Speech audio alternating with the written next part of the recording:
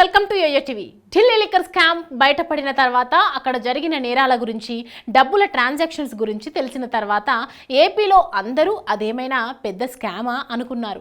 ఎందుకంటే ఏపీలో అంతకంటే బహిరంగ దోపిడీ జరిగింది. 1,00,000 కోట్లు నగదు రూపంలో లావాదేవీలు జరిగాయి. ఈ స్కామ్లో 1 నుంచి 100 దాకా మొత్తం ఓ మాఫియాదే రాజ్యంగా తెలుస్తోంది. విచారణ ప్రారంభించగానే పెద్ద తలకాయలు ఈజీగా దొరికిపోతున్నారు. ఇక్కడ మద్యం వ్యాపారం మొత్తం గత ప్రభుత్వ పెద్దల గుప్పిట్లోనే ఉంది. అమ్మేది ప్రభుత్వ దుకాణం పేరు మీద, కానీ అందులో పనిచేసే మనుషులు దగ్గర నుంచి లిక్కర్ తయారీ బ్రాండ్లు, రవాణా సహా మొత్తం అయిన వాళ్ళ గుప్పిట్లోనే ఉన్నాయి. పైగా అంతా పూర్తిగా నగదు లావాదేవీలు. ఎన్ని వేల కోట్లు వెనకేశారో చెప్పడం కష్టమని చెప్పాలి. అన్ని విభాగాల్లో వైసీపీ నేతలు దూరిపోయి ప్రైవేటు డిస్టిలరీల్లో మద్యం సేకరణ నుంచి లైసెన్సులు, ఎక్సైజ్ శాఖ అధికారులు, సీసాల తయారీదారులు, నగదు వసూలు శాఖల వరకు అన్ని చోట్ల కమిషన్లకు తెరతీశారు. వైసీపీ నేతల డిస్టిలరీల్లో తయారయ్యే ఊరు పేరు లేని మద్యాన్ని అమ్మారు. టార్గెట్లు పెట్టి మరీ అమ్మించారు. వాటిలో విషరసాయనాలు ఉన్నాయని నివేదికలు వచ్చినా పట్టించుకోలేదు. నగదు లావాదేవీలు మాత్రమే జరిపారు. మద్యం దుకాణాల్లో వైసీపీ నేతలు మాత్రమే ఉన్నారు.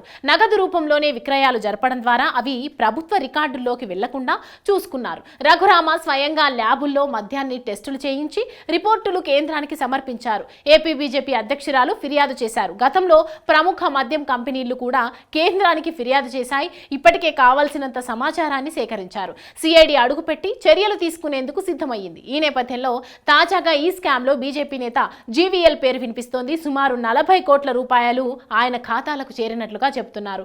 ఆయన మాత్రమే కాదు, మరో వైసీపీ ఎంపీతో కలిసి ఈ దందా చేశారు. ఎక్సైజ్ శాఖపై చంద్రబాబు ప్రవేశపెట్టిన శ్వేతపత్రంలో మద్యం ఆదాయాన్ని తాకట్టు పెట్టి తెచ్చిన అప్పుల గురించి చెప్పారు. రాష్ట్ర బేవరేజెస్ కార్పొరేషన్ బ్యాన్లను స్టాక్ చేసి ఎక్స్చేంజ్లో తనఖా పెట్టి 2 దఫాలుగా బేవరేజెస్ కార్పొరేషన్ రుణం తీసుకుంది. ఇందుకోసం సలహాదారుల్ని నియమించుకొని రుణంలో 1.44% కమిషన్గా ఇస్తామని ఒప్పందం చేసుకుంది.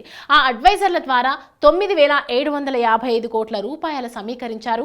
ఈ అడ్వైజర్లకు చెల్లించాల్సిన దానికంటే 20 కోట్లు ఎక్కువ చెల్లించారు. నిజానికి ఈ అడ్వైజర్ల అంతా స్కామ్. ఉత్తి పుణ్యాన వచ్చి పడిన డబ్బుల్లో 2 ఎంపీలకు ఈ అడ్వైజర్స్ చెరో 40 కోట్లు చెల్లించారు.